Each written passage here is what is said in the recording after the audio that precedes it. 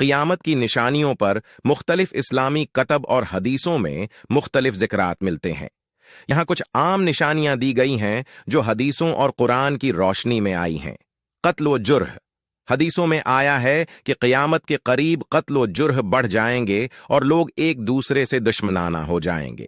امتیازات کا زیادہ ہونا، ایک دوسرے کے ساتھ رشتے قیامت کے قریب ضعیف ہوں گے اور لوگ اپنے امتیازات کو زیادہ سے زیادہ محافل پر حاصل کرنے کے لیے جدوجہد کریں گے۔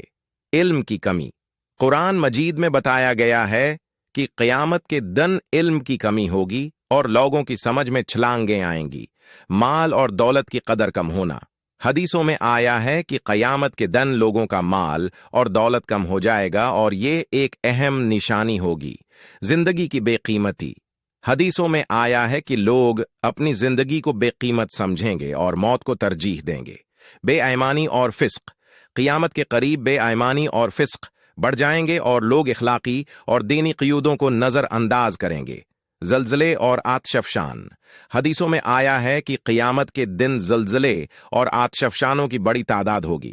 قتل کے افراح۔ لوگ ایک دوسرے کے قتل پر خوش ہوں گے اور زیادہ سے زیادہ موتوں کو فرحانا ہوگا۔ زکوہ اور صدقات کم ہونا۔ حدیثوں میں آیا ہے کہ زکوہ اور صدقات کی قدر کم ہوگی اور لوگ مال اور دولت میں بخیل ہوں گے۔ یہ نشانیاں عام طور پر قیامت کے قریب ہونے والے واقعات کو بیان کرتی ہیں۔ یہاں ذکر کردہ نشانیاں عام ہیں اور مختلف اسلامی علماء نے مختلف حدیثوں کو زیر غور لیا ہے۔